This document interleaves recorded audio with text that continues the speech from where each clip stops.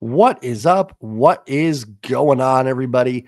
I am back with another Seattle Mariners video. As always, feels like it's been a minute since we've talked Mariners, but again, just the holiday season and not a ton of stuff to talk about. We talked about the Geno trade and everything. So we got another video today. Today I'm going to talk a little bit about a free agent that I think the Mariners should stay away from. Did free agent preview for Justin Turner, who I'd still like to see signed. Sonny Gray, who I don't know if it's official, but I believe is going to St. Louis. And now we have the first one that I would stay away from. Before I get into it, do me a favor, hit the like button. Quick, free, easy way to help support my channel. And hit subscribe if you haven't yet. I am on the road to 3,000 subs. Player we're going to talk about today is Jorge Soler, designated hitter, candidate to come over to the Seattle Mariners and be their full. And Soler also was coached by Brant Brown last year in Miami. Had his best year, certainly in a long time. And Brent Brown, now part of the Mariners coaching staff, is, I guess you can almost call him the offensive coordinator, if that exists in baseball. So there's some ties there to Soler, and it's a name that's been brought up a bunch. And it's someone that I would stay away from in free agency. I'm going to dive into all of it here in this video.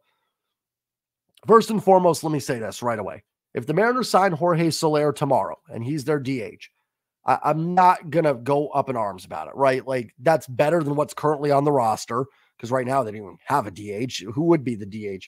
Ty France or Evan White right now if the season began tomorrow, and luckily it doesn't. So I don't think it's the worst thing ever. I just don't think Jorge Soler is all that good, and I think it's a bat that this team should avoid. So let's get into why. So as always, I look at the last 3 years of data, because anything before that is the 2020 season, which was 60 games. And if we dive into 19, we're almost going 5 years back at that point. No sense to do that. 2021, Jorge Soler posted a WRC plus of 100, league average. In 2022, it was 95, below league average. Last year, it was 126, his best offensive season. Those numbers all matter because he is a terrible defensive outfielder. And you do not, if you thought Teoscar Hernandez was bad out there or whoever, my gosh, you do not want Jorge Soler banning right field. If you sign him, it's to be a DH. So those WRC plus numbers really matter, because that's all he's going to do here is hit. And those numbers, while last year is solid, the 2 years before that, not very good. And you can't be a league average hitter and all you do is hit, right? That just doesn't make you very valuable. Now, these numbers are fine if you're looking at a Gold Glove right fielder or a Gold Glove shortstop, then sure, these are all acceptable numbers. Not something I'm really looking for my DH. In terms of OPS, if we just want to go with the more simpler number, it was 748 in 21, 695 in 22, and 853 last year. And the WAR was negative 0.3 in 2021, 0.5 in 2022, and 1.9 last year. So as good as he was offensively last season, and he was very, very good, he still wasn't even worth 2 wins above replacement level. Now, DHs are never going to get you. They're a tad like relievers in that sense. They're just not going to amass a ton of wins above replacement level because they don't play the field and they don't run the bases. And Soler's WAR is probably brought down a little bit by his terrible defensive numbers.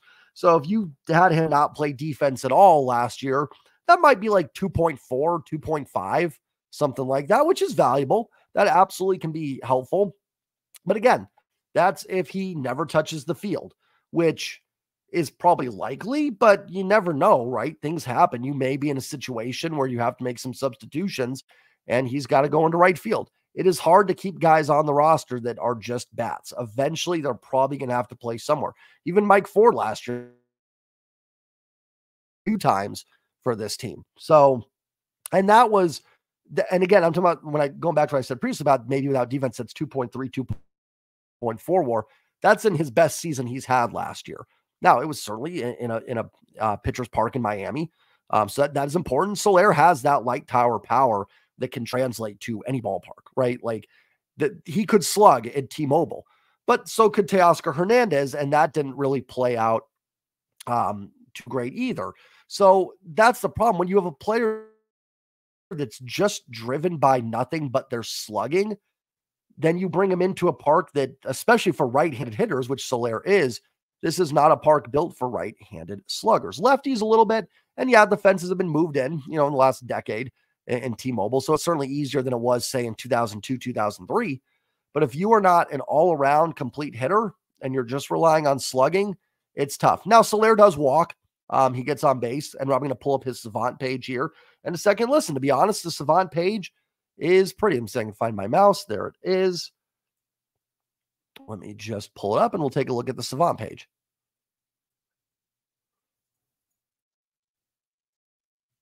So hopefully it's up there, and it is. So, as I always talk about with Baseball Savant, red, really good. Reddish gray, slightly above average, gray average, and blue, or bluish gray, slightly below average, and blue, well below average. Now, this is 2023 that we're looking at right here, right? Like, Soler was great. There is no, if the Mariners could get 2023 Jorge Soler, 504 at bats, 36 home runs, 250 average, 341 OBP, 512 slugging, 853 OPS, sign me up. I will gladly take that. I just don't know if he's going to repeat that 2023. So all these numbers are great here. The only thing that's bad is the strikeouts and the whiff rate.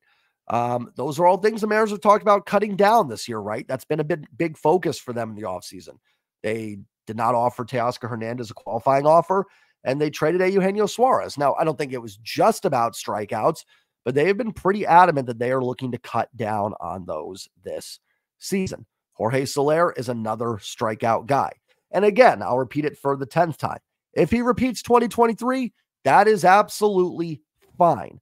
But look at the 21 and 22 numbers, not very pretty. He is also, the hit spray chart from last year, very substantial pull hitter.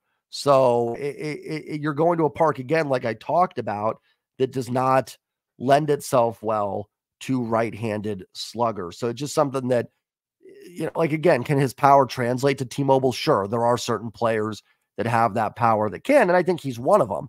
If he repeats 2023, if we go back through here to previous years, I don't need to go to 2015. Let's go back here for Soler. We're going to go through 2016, 17.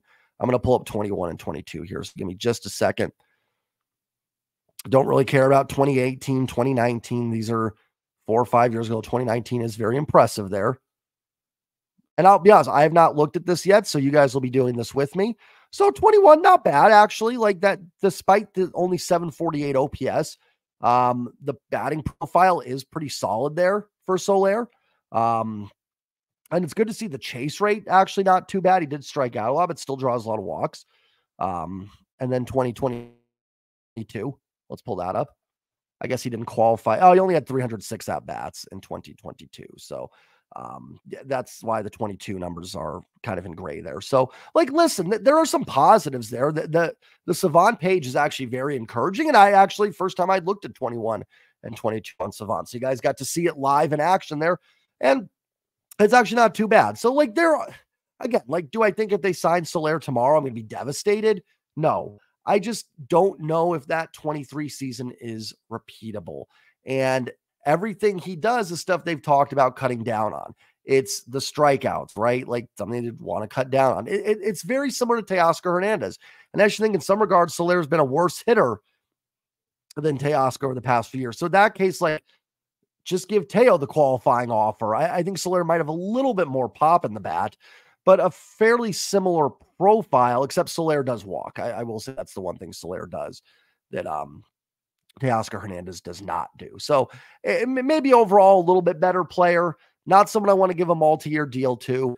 And I see us getting more the 2021 player, right? Like in this pitcher's ballpark in Seattle, I think your best bet is something similar to 2021 that you're going to get from Soler. Is that terrible?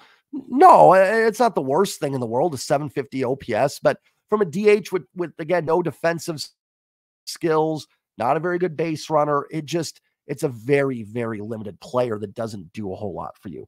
I will say, if you go to Fangraphs, look at the Steamer projection for 24, he does project to have a 119 WRC plus and be 1.8 wins above replacement level.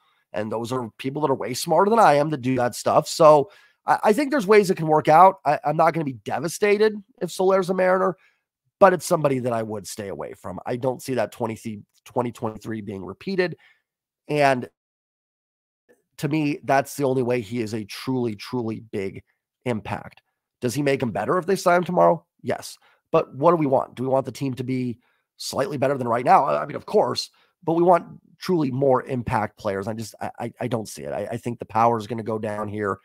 And I think you're going to get a player, not so much 2022 because only had the 300 at bats, but more similar to 2021. And you saw the last thing I'll say, I'm going to get out of here. You saw the Savant page for 2021. It looked good, right? All that. He still accumulated negative WAR in 2021. Fine. Don't let him play defense. Maybe you're getting half a win above replacement level. Not someone that moves the needle to me. Stay away. I think Justin Turner's a better fit for what this team wants to do anyways. That would be my pick. DH, let me know what you guys think in the comments down below. Remember to like and subscribe, and I'll talk to you guys all later. And as always, go Mariners.